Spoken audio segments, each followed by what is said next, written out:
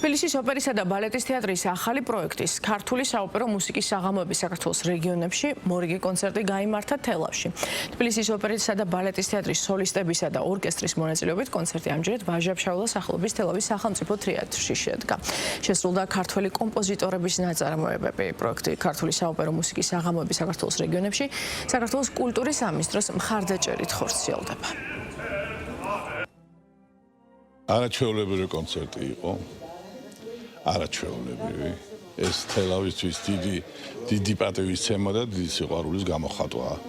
ამდენი არაჩვეულებრივი მომღერალი, რომ ჩამოვიდა და ულამაზეს და უშვენიერეს ორკესტრთან ერთად და აჩუქეს ეს ლამაზი დღე თელავს. თელავი ზოგადად განებივრებულია კლასიკური მუსიკით, თუმცა უნდა ითქვას, რომ საოპერო ვარსკვლავების ვიზიტს არც თუ ისე ხშირად ვართ, ასე ვთქვათ,